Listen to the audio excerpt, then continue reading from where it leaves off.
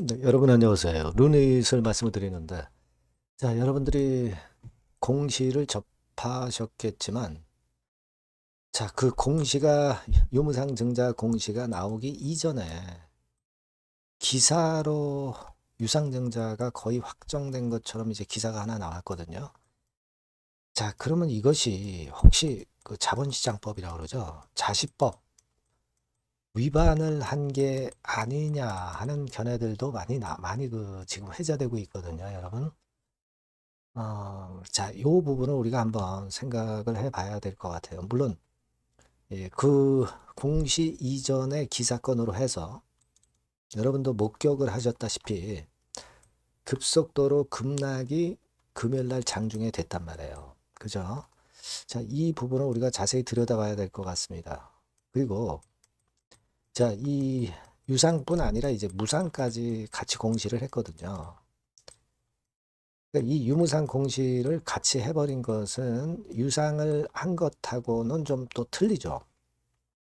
그러니까 이로 인해서 주가가 어떻게 전개가 될 것인가 이 부분도 우리가 짚어봐야 될 것 같습니다. 상당히 중요한 내용이 많습니다.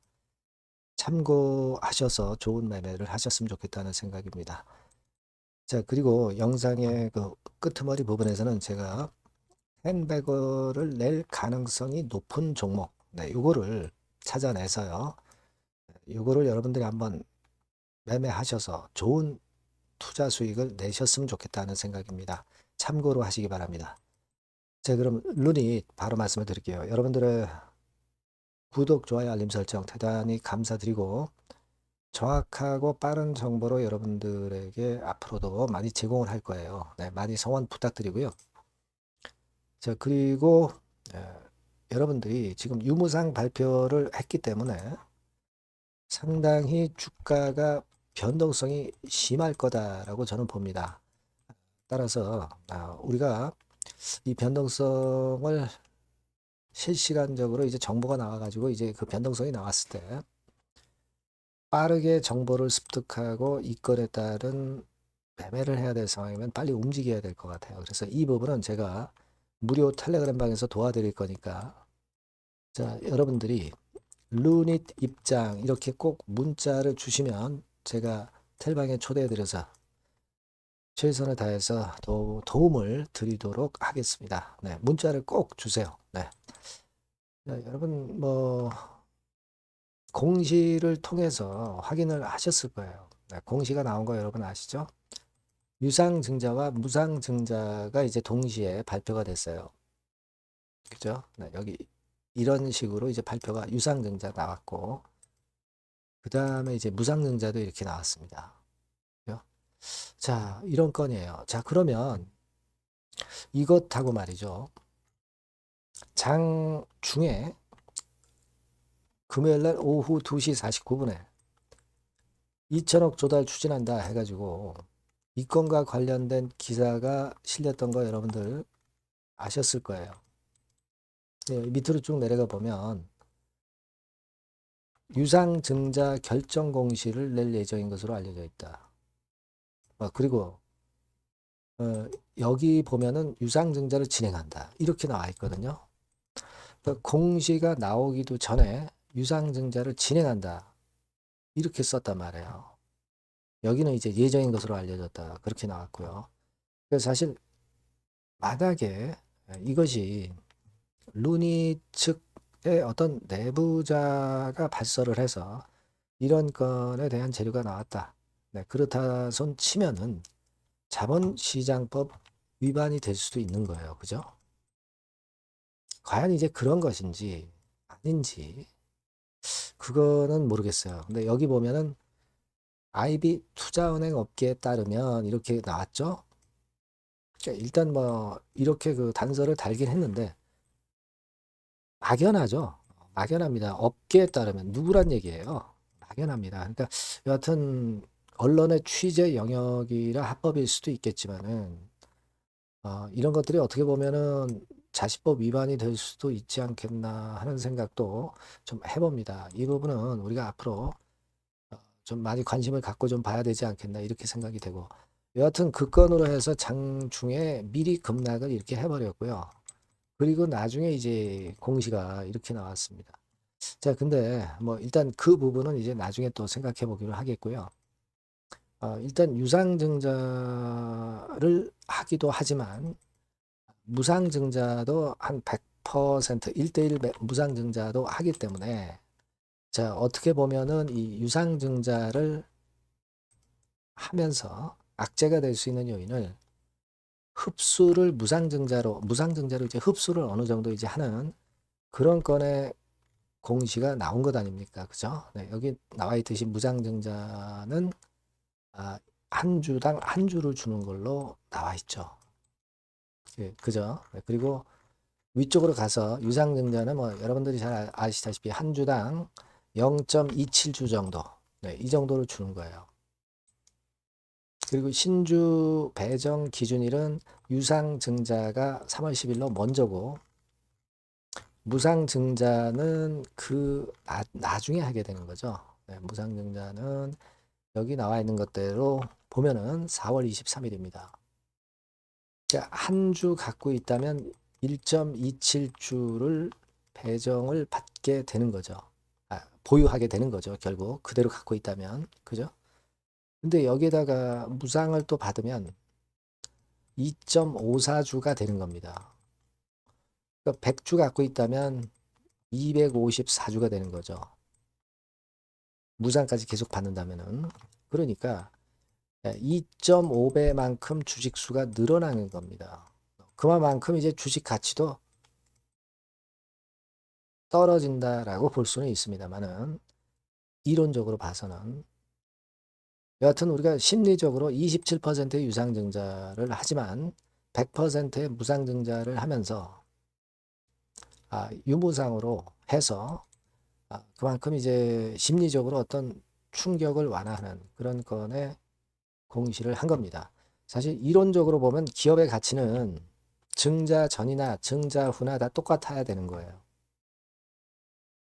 그렇기는 하지만 여하튼 앞으로 우리가 상황을 좀 잘 봐야 될 것 같습니다. 이게 그렇다면 유무상 증자를 했던 기업들이 있었죠. 그 기업들의 사례를 가지고 우리가 어느 정도 감을 잡을 필요가 있습니다. 그래서 이를테면 여러분 한국 첨단 소재라고 아시죠?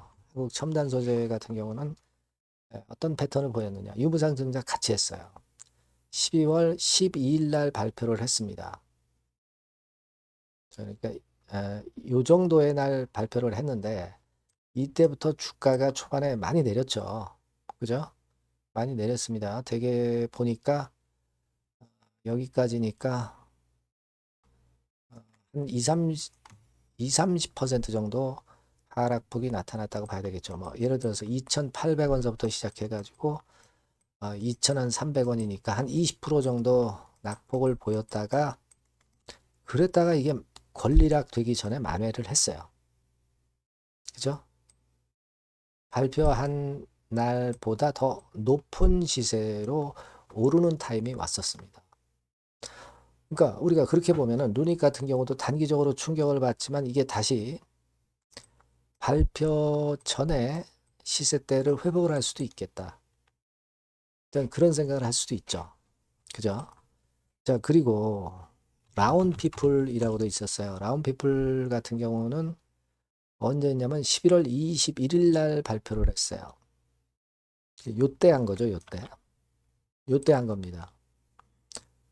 낙폭이 좀 있었죠, 그래서 그 다음날 크게 또 밀렸어요. 한 30% 정도 내렸다가 다시 만회하는 패턴이 어느 정도 나왔다가 다시 이제 흔들흔들 하다가 결국은 이제 요즘 조금 올라왔고요. 이게 유무상증자들이 다 마무리되고 상장되고 그런 건 아니기 때문에 끝까지 봐야 되겠습니다만은, 여하튼 발표 전에 가격대 조금 어느 정도를 회복을 했어요. 그죠? 어느 정도 회복을 했다. 네, 이렇게 우리가 볼 수 있고요. 하나만 더 볼까요? 에이비온 같은 경우도 유무상증자를 발표를 했어요. 네, 이거는 8월 29일 날 했습니다. 8월 29일이면은 요 자리 정도 되겠죠. 그죠? 이때 했다가